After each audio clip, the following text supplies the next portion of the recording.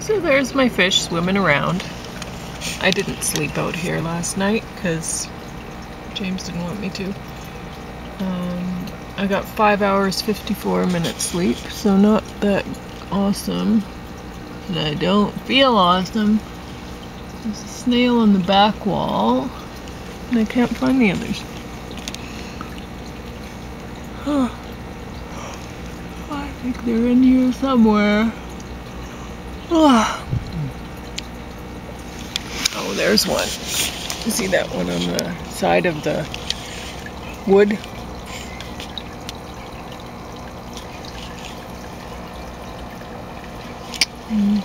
Anyway, I'm sure the other ones are in here too. Oh, there's one on the back wall that's an orange one behind the castle. I don't know if you can see him. There's an orange dot in between the brown things. Anyway. Oh gosh, I ache.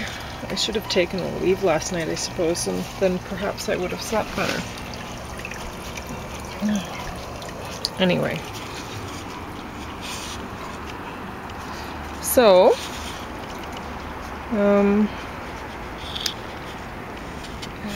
duck is not very exciting yet, and I will get to work on the pineapple project later on this week. That'll be fun, because we got 6 pineapples, and so far I think, not we, but mostly James, have gone through 3 of those, so I'm motoring along. Yep, we've gone through 3, I know, because they're in the plant pot over there. I didn't really have to think about it. I could just look.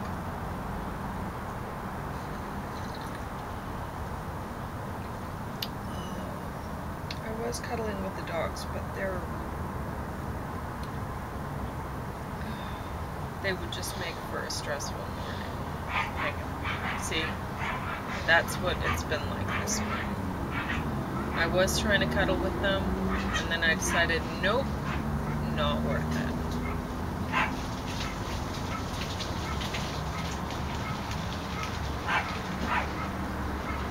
Yeah, you know, it's funny, the different initiatives. I noticed they have made this, I think they're trying to be more like the Netherlands or something here, and progressive that way. I don't know, but you know, it's this town is, there's a lot of drunk, we'll say blue collar workers. I don't know about workers. I think I'm being really generous when I call them blue collar. There's a lot of drunk people who they already know all they need to know. They really don't, you know, if you set them up and are you smarter than a 6th grader or whatever that shows, they would not be able to compete. But they already know all they need to know. And they're drunks on bicycles because their licenses have been taken away. And there's a lot of people on bicycles already in this town. They're drunk. They're riding on the sidewalk trying to kill me when I'm walking. And because they don't ride on the road and nobody stops them. But anyway, so I noticed this latest initiative. It kind of made me think it was a bit funny because it was a bicycle loan program. You could pick up if you need transportation, you could pick up a bicycle. So, you know, like how they have it in the Netherlands, you can just grab a bicycle and put it somewhere and whatever. But this is a bit different because I guess you're responsible for a particular bicycle. So it's not like a community bicycle kind of program and where it's you leave it in certain spots or whatever. So it's a bit different. Anyway, I would rather see an initiative where they're giving them bus passes, because they shouldn't be driving anything when they're drunk. So they certainly shouldn't be driving bicycles on the sidewalk, and that's what they're doing. Anyway.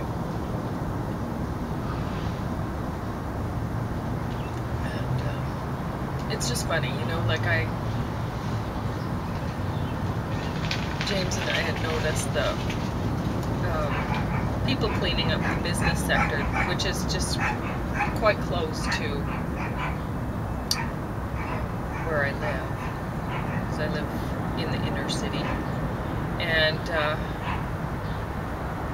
so they were walking around with brooms and garbage cans and wearing vests, and they're sweeping up the sidewalks and gutters in the business area near me.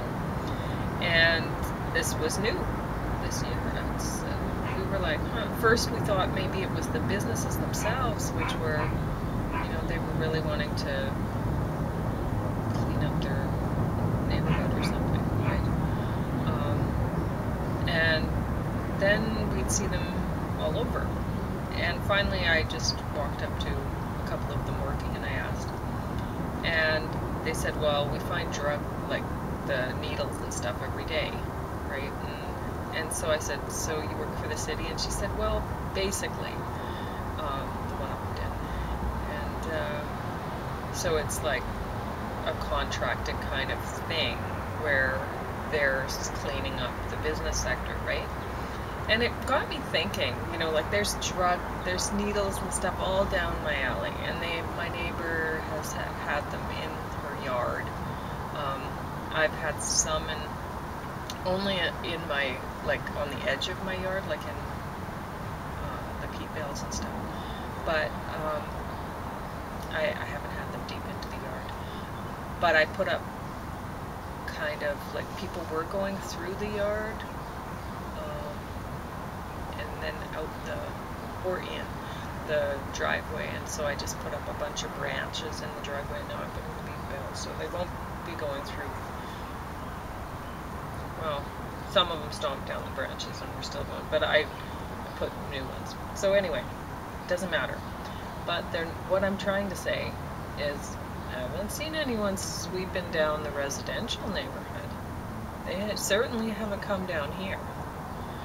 And I haven't seen any on the avenues, you know, but they're doing the business sector. And it's funny, like I was reminded of getting wood chips from the mulch pile.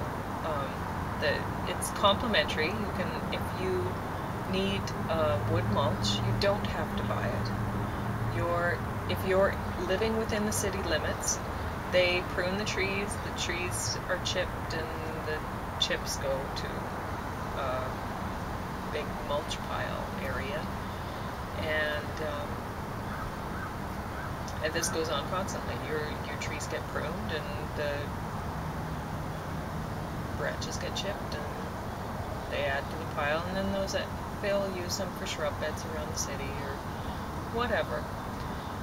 Anyway, so but they have a section where they've set them out for just anyone from the public can go and take the wood chips from there. So and they keep filling it out. So if you want to know where it is, you just look in your city pages, and if there's an urban forestry department, they will know where the wood chip pile is, for you to take some chips. Or just call parks. If there's no urban forestry listed in your city pages, just call parks, and they will know. They'll be able to direct you. So anyway, so I was taking some wood chips, and there were people that they were private individuals. They didn't work for the city. They were loading up a big truck with big sides of wood chips and so I was talking to them. They were right in the city area, not the public wood chip area. They were in the city area, taken from Good Paul. So anyway, so I was talking to them, and the one guy was like, well, I own 10 acres that I need 10 acres worth of wood chips to cover. And he said, but I have permission from, and I won't tell you who it was or whatever. It was the foreman for the urban forestry at the time, and he's like, and anyone, if you asked him, he'd give you permission. He said, I'm a taxpayer. I own a business in the city, and I've gotten permission. They've given me the keys to the kingdom, kind of thing, and I'm going to be doing trips, loading up wood chips to cover 10 acres on my acreage out of town. So he's taking his wood chips, the city wood chips, out of town, and he's gotten permission for this. And I'm thinking to myself, you know, I wouldn't get permission to be going through this. If I asked the foreman, he'd say, nope, take from the public pile. And they don't put good wood chips there necessarily. You know, it's not necessarily the cream of the crop, the wood chips that go into that pile. But anyway, they're free and they work. So, and if you really want some fancy chips, you could put your fancy chips right on top of, like, you could put 4 inches of the cruddy stuff from the free pile and then just put some nice stuff right on top, and you'll never know the difference. And your weeds won't either. So anyway, so I'm thinking this while I'm talking to him, watching him, and his probably employee, I don't know. But anyway, his companion there, they're filling up the big truck of wood chips, and they'd be back and back, and I was just thinking it's funny, you know, the kind of things that business owners can get away with that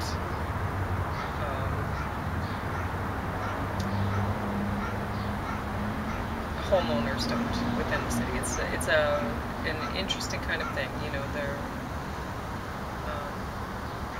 and yes, they pay taxes for their businesses, and if they needed wood chips for their businesses in town, that would make sense, right? Because they pay taxes in town for their businesses in town. But to take them out to their 10-acre acreage and cover that with wood chips, does that seem like they should be paying for it? Anyway, so the businesses are getting the city to pay for the cleanup of the needles in the business sector.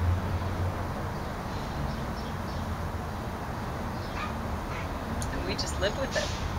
The people who live with it here live in the neighborhood.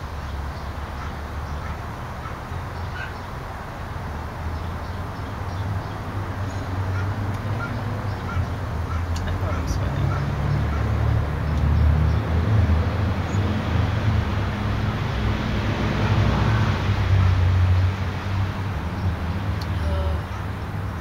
Done my coffee. I have a lot of work to get done before the sun gets hot, but then it'll be rain day tomorrow, so I'll get to relax. But rest my gardening muscles and work my canning muscles again. But anyway, James has a big day planned for me. I don't know if it'll work out.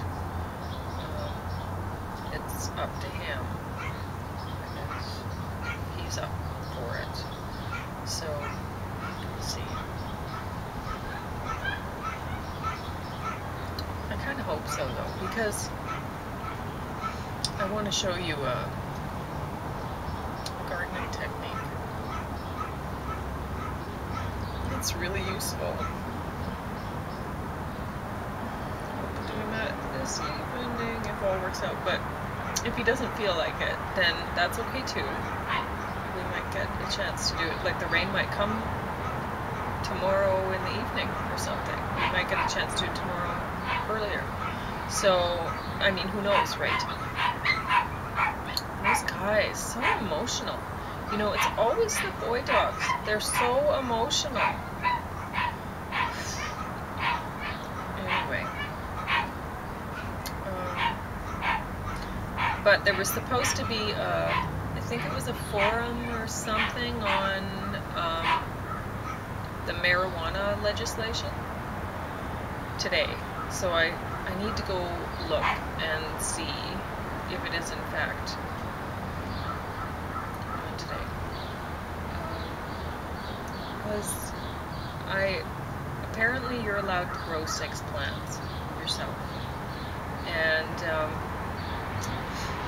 somebody told me that Anna Frid's eating disorder is anxiety related, and she would benefit from the anxiety reducing kind of medical marijuana.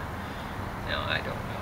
Everybody's on, since, you know, it's the big thing now. Everybody's, oh, try this, try that. And I'm like, but I don't need to. You know, like, people have recommended it for me for various things or whatever.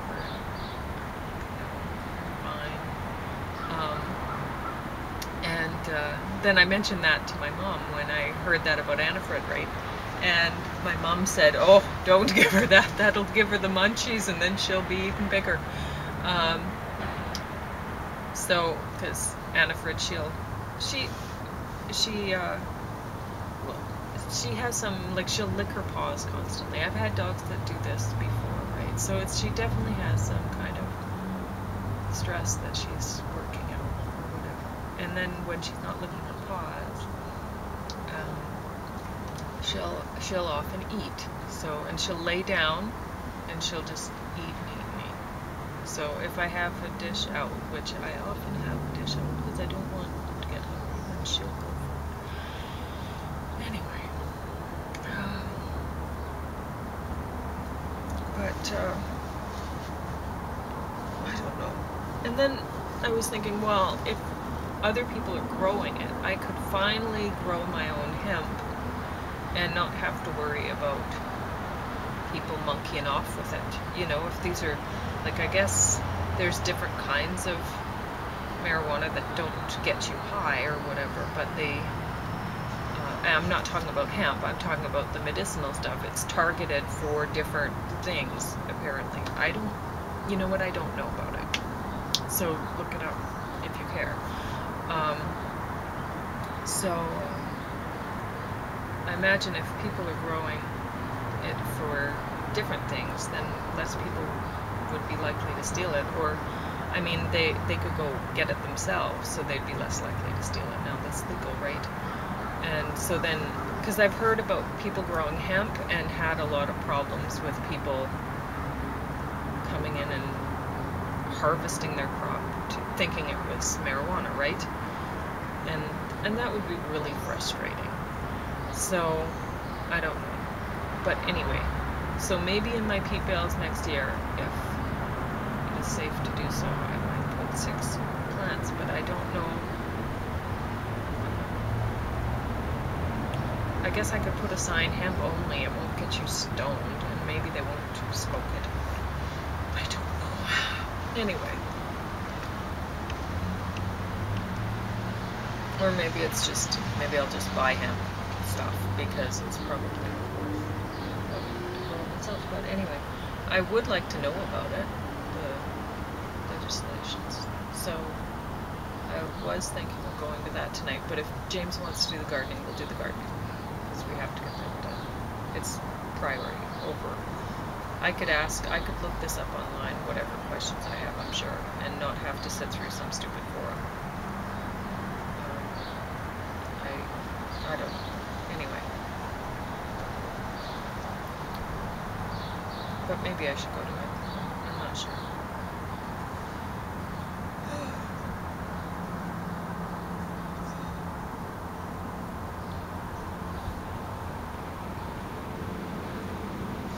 Not that I have any problem with people growing 6 plants to get high off of. If that's what you want to do, then apparently it's going to be legal on by the July sometime. I don't know. You could go to the forum and find out. So